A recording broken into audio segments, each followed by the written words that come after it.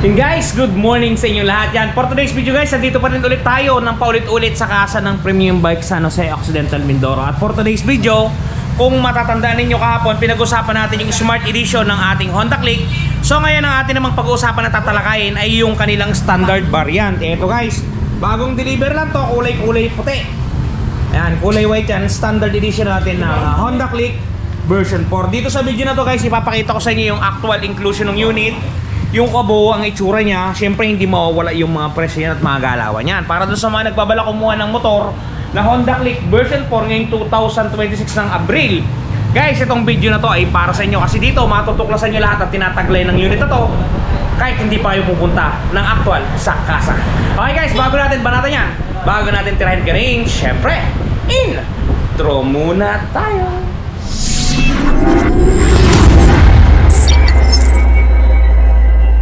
Okay guys, without further ado, ito yung ating pinakabagong Click version 4 sa malapitan. Yan, kung mapapansin niyo, ang modelo natin ngayon ay kulay puti. Yan. Ganito ang actual itsura niya pag malapit guys. Papaikutan ko muna, mamaya na natin isa-isahin. Yan. Diba napaka-pogi guys? Yan yung actual na looks niya sa malapitan. Pero okay, maganda na, mamaya isa-isahin natin yan. Yun. Okay guys, simulan natin sa kanyang harapang banda. Ito guys yung itsura ng harapang side natin. Yan, kung mapapansin ninyo, malayong-malayo na yung itsura niya comparing do sa version 3. Ito kasi yung version 3 natin guys. Oh. Tandaan yung itsura ng version 3 ha. Dito sa version 4. Yan, para na siyang 160 na Click. Pero hindi siya 160, 125 lang. Yan, bali ang tone natin black at saka white. Meron siyang decals dito na kulay silver yung unang tone. Sabay merong white na may red background. Tapos yan guys, ang ating signal light nandito na sa taas at parang meron siyang garnish. Yan, ito ano to guys, daytime running light to. Nakahaba yan, diretso pa ganyan. Pa ganyan. Pa ganon din sa kabila. Yan, pure LED pa rin yung headlight natin yan. Ibang-iba na rin yung tuka niya. Kung mapapansin nyo, meron siyang pa ano dito oh.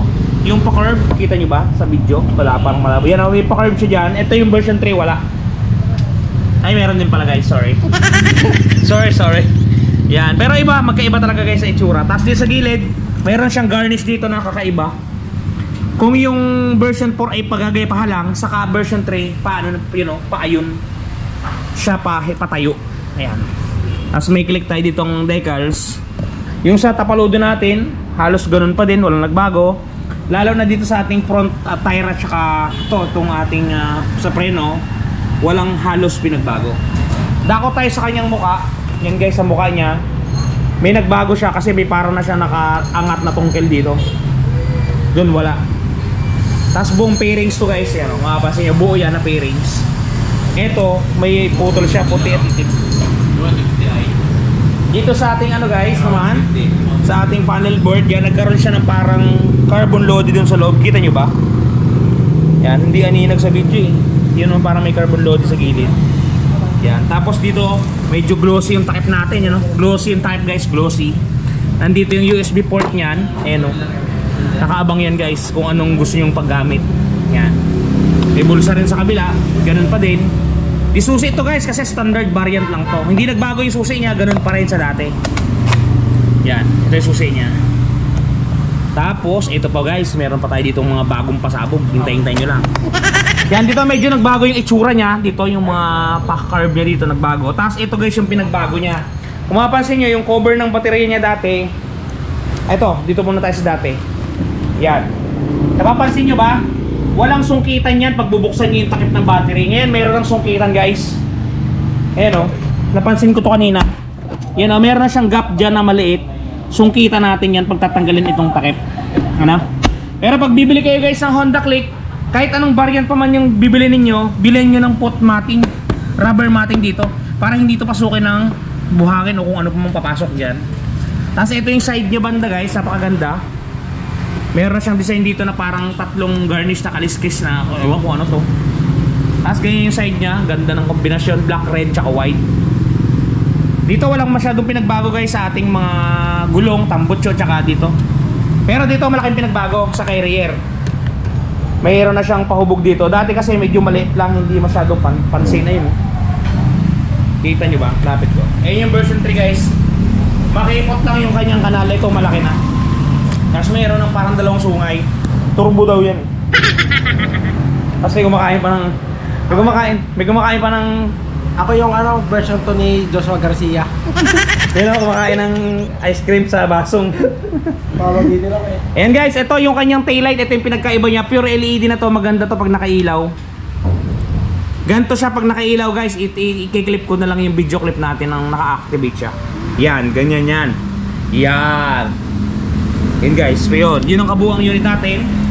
All in all, yun ang kanyang mga galawan. Doon naman sa kanyang mga accessories, eto guys, buksan natin. Yan. Nasa U-box guys. Una sa lahat, gantong itsura ng kanyang battery. Meron po yung tatak na Honda. Kung mapapansin ninyo, Honda Yuasa, malaki siya. Yan. Sumunod po, ito po yung kanyang cover sa baterya. Meron po tayong kasamang tools, positive at saka negative screw. Ito, tapos pantanggal po ng spark plug. Ayan. Sumunod, meron po tayong owner's manual para meron po kayong babasahin pag naibili nyo na yung unit. At last, yung atin pong side mirror. Ito po yung side mirror natin. Pakita ko sa inyo kung nagbago ba si version 4. Yan guys, parehas pa rin sila na version 3. Opo, yun yung kanya actual inclusion sa unit ng Honda Click B4. Doon naman guys, nagtatanong si Ron, nasa nakalagay yung kanyang chassis number? Dito po nakalagay yung chassis number, sir. Dito sa ilalim ng upuan, ayan. Si Ron, saan po nakalagay ang engine number? Dito naman po yun sa ilalim. Yan, dito po, yan. Yan po yung engine tsaka chassis number. Ito guys, yung presyo ng ating Honda Click na version 4, 82,400 pesos. Suggested retail price pa lamang po yan ha. Down payment po natin dito kay Premium Bikes at sa buong Pilipinas, sa buong Premium Bikes, 4,120. Si Ron, may dagdag pa po ba yung 4,120? Guys, wala na pong dagdag yan. Wala na. Yan na po yan, 4,120. Pag may nagpadagdag po dyan guys, ay delikado po yun. Baka po yun sindikato. Pero wala po talagang dagdag yan, 4,120 lamang po yan. Ang monthly po natin pag nag-down tayo ng 4,120 sa isang taon, ito po, 9,105, screenshot nyo. Sa dalawang taon, 5,356. Sa tatlong taon guys, ay 4,131 na talaga namang may nangyayari na. Yan guys. Pagka-rebate naman, ito yung rebates natin. Ito yung rebates ng Premium Bike sa buong Pilipinas din to guys. Sa buong Pilipinas to guys, walang naiiba. Sa 1 year, 500. Sa dalawang taon ay 600. Sa tatlong taon ay 700 pesos. Yan guys, screenshot nyo ang presyo ng ating Honda Click version 4 standard. Yan guys, yun yung kabuuang unit natin na makaabil ninyo, na makukuha ninyo pag kinuha nyo dito kay Premium Bikes. Kompleto yan, walang labis, walang kulang, sapat para sa inyo. Talagang may nangyayari na. Doon naman guys, sa mga namumblema, kasi hindi natin may iwasan yan bago yung unit natin. Siyempre hindi natin maiiwasan may inggit o kanam, magagasgasan. Kunwari, magagasgasan yung kulay niya. Eto guys, panoodin ninyo, touch paint ni Wash Body, nakakabura ng mga problema yan. Ito, lumalabas yan dito sa side na to guys i-click nyo na lang para makabili kayo. At eto na guys, ang touch paint ni Wash Body. Di ba napakaganda? Ganto ang packaging yan pagka mabibili ninyo. Eto yung polishing cream, eto yung surface cleaner, eto yung mismong touch paint. At may kasamang pre-yan na pen brush at meron niyang instruction kung paano gagamitin. Eto guys, kung makikita ninyo, ganito siya i-apply. Una, pahidan ninyo ng polishing cream para makinis ninyo yung lugar o lokasyon. Sprays ng surface cleaner. At syempre, i-apply natin ang ating touch paint. Yan. Isulat nyo lang ng pen niya at talaga namang matatakpan ang mga gasgas ng inyong unit. Bili na kayo guys, touch paint ni Wash Body.